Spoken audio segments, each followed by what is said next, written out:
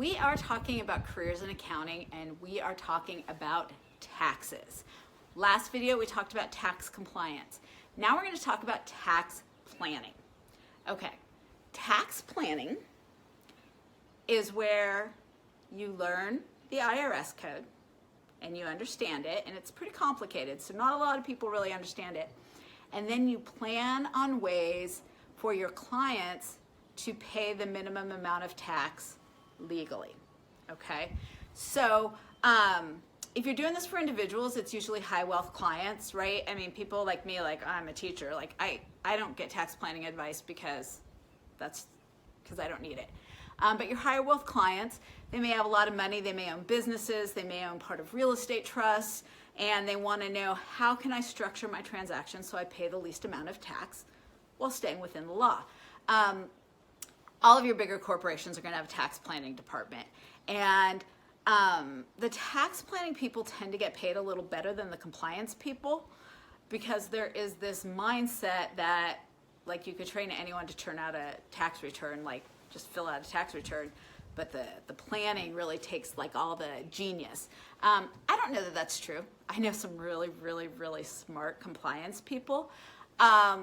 But the tax planning it's kind of the sexier job, right? So you basically, if you work for a company, they'll say like, hey, we're thinking of opening a location in Dubai. And you go and you say, okay, well, you want it structured this way, and you want the ownership to be set up this way. And you kind of figure out all of the things to make it most advantageous from a tax perspective. The tax planning people are involved in almost every business decision a business makes, because everybody wants to know, what's this going to cost us from a tax perspective? Income taxes are very expensive to corporations. A little less so now since the 2017 Tax Cuts and Jobs Act, but still. And so the tax planning people, they get called into a lot of different meetings because they say like, hey, we're going to launch this new product. How should we do this? Or we're going to set up, one of the things I saw is we were setting up data centers at the company I used to work for, and there were certain states that would give you like they call it tax vacation, basically a certain period of time where you don't have to pay taxes.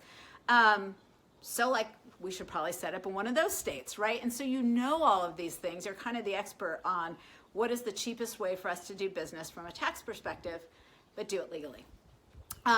Most of the people in tax planning have either a CPA license or a law degree. If you have both, even better.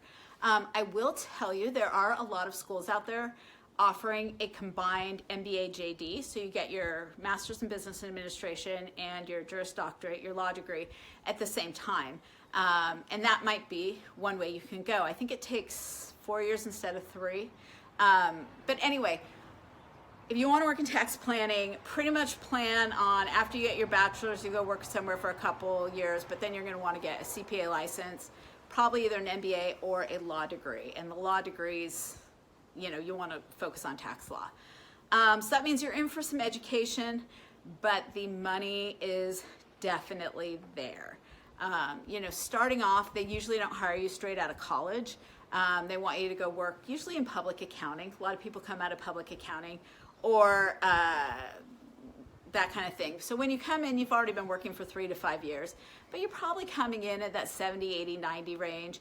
I mean, down in the Silicon Valley, I mean, those people are easily making, you know, the people who've been there 10, 15 years, they're easily making $300,000 to $500,000 a year. The better you are at it, the better you are at saving a company money, the more sought after you'll be. And it's a pretty small world, so they all know each other, and they know who's good and they know who's not good. So if you're good, you're gonna have a lot of people knocking down your door. All right, so that is tax planning. You may have been able to tell by my excitement. I think this is the coolest field. Like, I kind of wish I had gone into this because it really just is so interesting. Definitely long hours. I will tell you that when they passed the 2017 Tax Cuts and Jobs Act, I mean, people were literally working like 15-hour days trying to figure out how to implement it at the company I was at. It's not always like that, but you know, you kind of have to go with, you know, if it's year end for your company and you have to get something done, it has to get done. Like, the deadlines are very, very finite. I should have said that on the compliance too. The deadlines are finite. So if you're bad with deadlines, don't go into anything related to tax because the deadlines are very immovable. The IRS doesn't care if your dog died. They don't care if you got COVID. They don't care about any of that. The deadline is the deadline, and they will start charging interest and penalties the second that deadline expires and you have not filed a return or taken your tax position.